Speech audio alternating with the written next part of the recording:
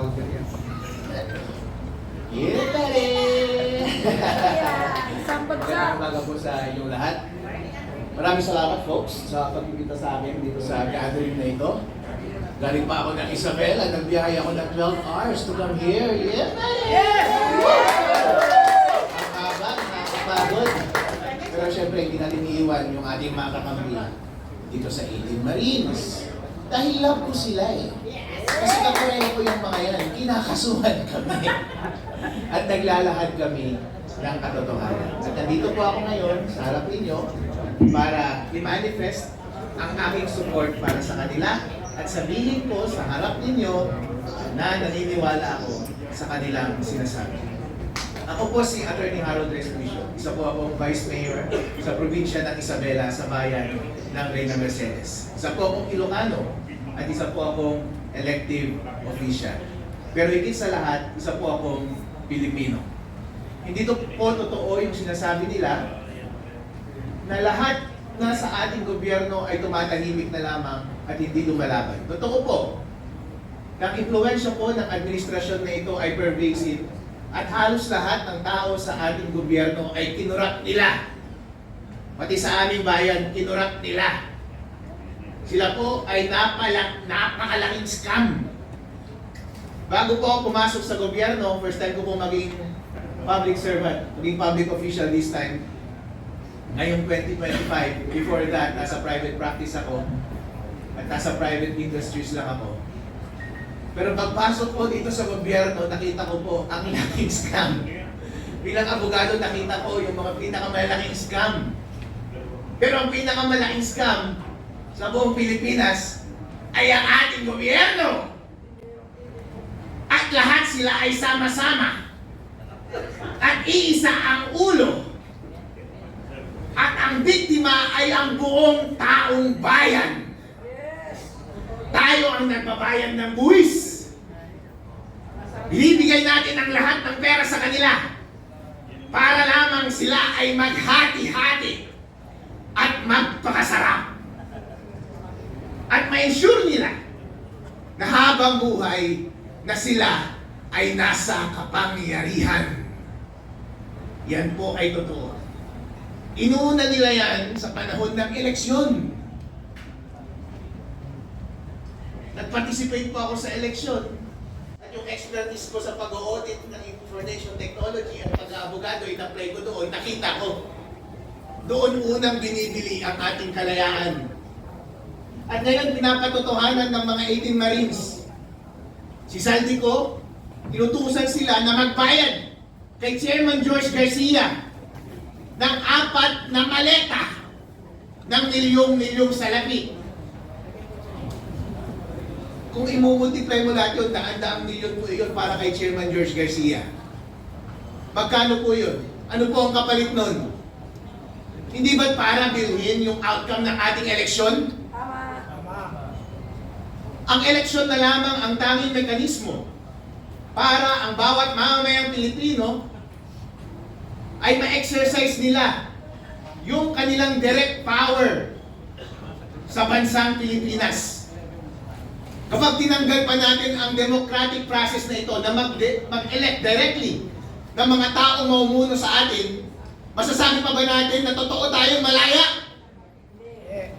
Hindi po tayo totoong malaya.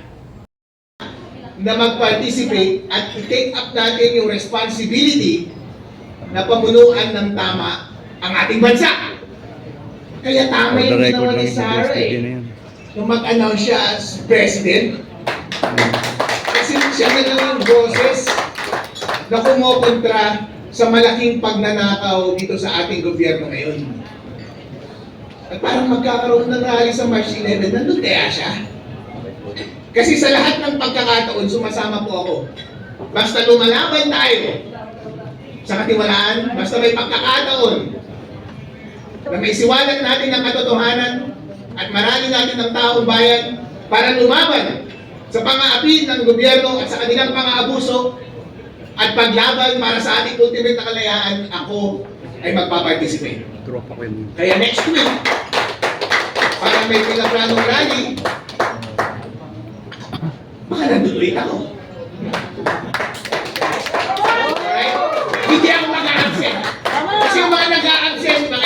napapayaran eh. Alright? Maganda sana kung nandun si Sarah sa rally, kung may rally no? Dahil mga kababayan, pagkakataon na natin ito, kailangan maging isa ang ating boses. Maging malakas para tapusin ang pagnanakaw dito sa ating bansa. At ang biktima ay ang buong taong bayan. Tayo ang nagbabayad ng buwis. Binibigay natin ang lahat ng pera sa kanila para lamang sila ay maghati-hati at magpakasarap. At ma-ensure nila na habang buhay na sila ay nasa kapangyarihan. Yan po ay totoo. Inuuna nila yan sa panahon ng eleksyon. Nag-participate po ako sa eleksyon at yung expertise ko sa pag-audit ng information technology at pag-aabogado, in-apply ko doon, nakita ko. Doon unang binibili ang ating kalayaan. At ngayon, pinapatotohanan ng mga 18 Marines.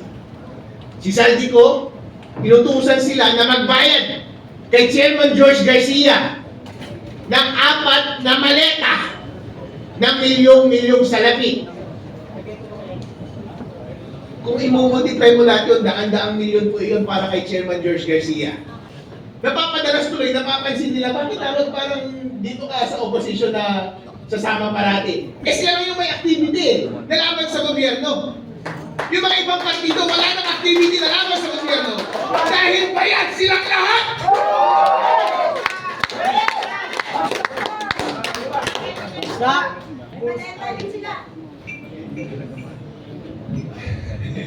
Ngayon po, may pagkakataon po tayo na ipagpatuloy ang laban.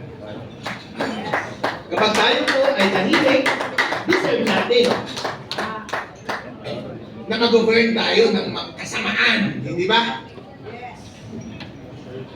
At ganun din actually kapag refuse natin na mamuno, deserve natin na mag-govern tayo ng mga mas bobo, ng mga kurap, at magnanakaw sa ating bansa.